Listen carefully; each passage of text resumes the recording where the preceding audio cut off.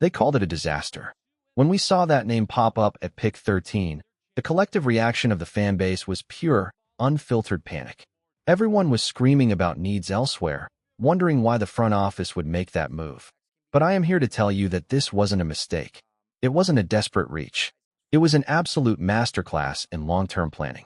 By the time we are done breaking this down, you're going to realize that we just secured the future of this franchise. Before we dive into the tape and the mindset that makes this kid special, smash that subscribe button if you want the fastest, no-nonsense NFL updates on the planet. Let's get real for a second. We need to talk about Ty Simpson.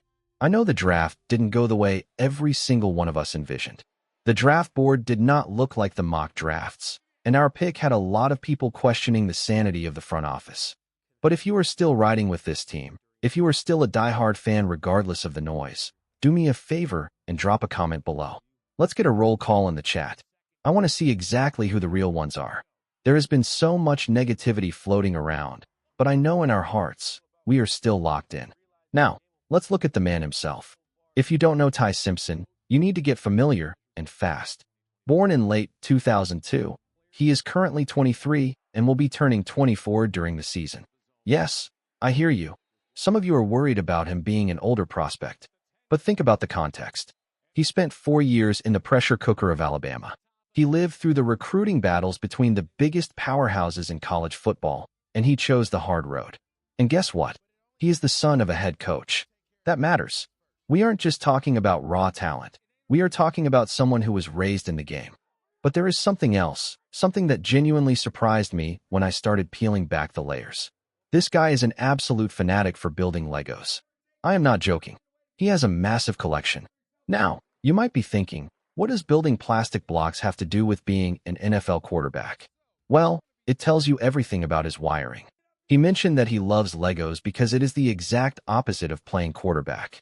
Being a quarterback is about snap decisions, chaos, and reading defenses in a split second. Legos. It is about following a plan, a strict process, and trusting the guide. It shows he understands the value of structure, patience, and following the process. That is the kind of discipline you need when you are learning a complex NFL playbook. But wait until you hear how his actual on-field play completely contradicts that calm, methodical personality.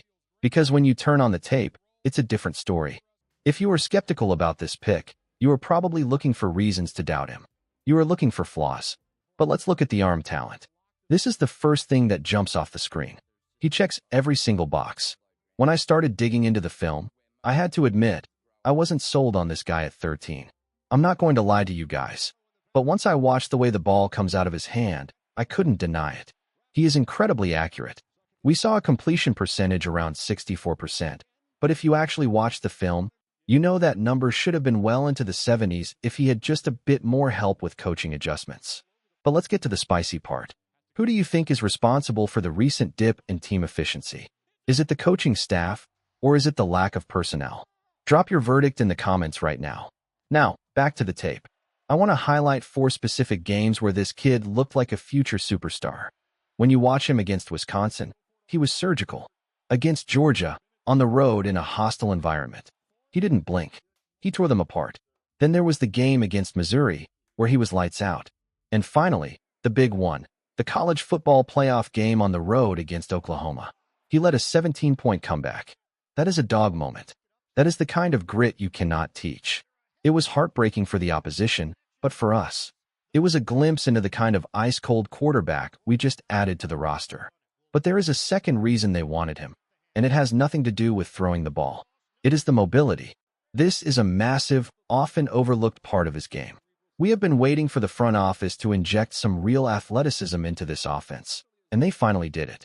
And here is the thing that makes me angry about the stat sheets. They love to include sack yardage in a quarterback's rushing total. It is totally misleading.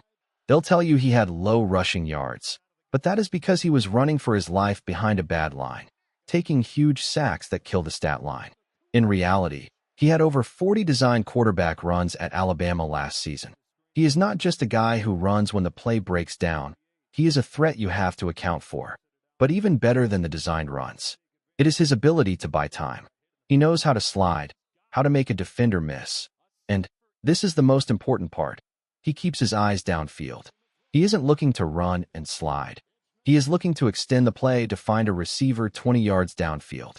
That is what keeps defensive coordinators up at night. But hold on, because the biggest reason the team drafted him isn't just his arm or his legs. It is the person inside the helmet. This kid is wired differently. He spoke at a major quarterback school about what drew him to Alabama, and it wasn't the glitz and glamour. It was the NFL infrastructure. He wanted to be surrounded by talent. He wanted iron sharpening iron every single day in practice. Think about that for a second. He stayed at Alabama for 4 years, even when he wasn't the starter. In the era of the transfer portal, where everyone jumped ship at the first sign of trouble, Ty Simpson stayed. He backed up guys who were heading to the NFL. He stood there, soaking up knowledge from one of the greatest defensive minds in history, Nick Saban, every single day in practice. He embraced the role of the backup because he knew it was the fastest route to learning how to be a pro. And that leads to the most important part of this entire discussion. The media tried to trap him. They asked him if his goal was to win Rookie of the Year. It was a weak question, honestly, a total attempt to get a clickbait soundbite. But his answer, it was pure gold. He didn't take the bait. He basically said that he understands his reality. He knows he is behind a legend. He talked about being blessed to be in a room with great coaches and a first-ballot Hall of Famer. He said he just wants to soak up knowledge. That is the mindset you need. He knows this isn't his time yet. This is still the starters team. But Ty Simpson is a student of the game. He is a self-described football junkie. You can bet your bottom dollar he is in that film room every single day, pestering the starter, learning exactly what it takes to have that kind of decade-long career. He isn't here to demand snaps. He is here to become a master of the craft. And he has the intelligence to back it up. If you watched him break down film, you would see a kid who understands defensive schemes better than most veterans. Last season, he was given the keys to the kingdom. His coaches gave him full authority to make pre-snap adjustments at the line of scrimmage. Do you understand how rare that is for a young quarterback? Most college guys are just running the play the coach called. Ty Simpson was out there reading the defense, checking into better plays, and dissecting coverages. That is the coach's son DNA coming to life. I am all in. The more I watch, the more I read, and the more I see how this kid carries himself, the more I am buying all the stock I can get. He is the future. But what about you? I need to know where you stand. Are you sold on Ty Simpson, or are you still sitting on the fence waiting for more evidence? If you believe this kid is the future and you are ready to see him take the reins when the time is right, type TAI in the comments section right now. If you are still not convinced and need to see more, type NO. Let's see where the fan base is at. This is a massive shift for this franchise. Drafting a quarterback in the first round is a bold move, and it changes the entire trajectory of what we are building. We will talk about the present, and we will talk about our current starters, but we have to be focused on the horizon. This is the dawn of a new era. Make sure you are subscribed so you don't miss any of the updates as we follow his progress. And as always, let's go Rams.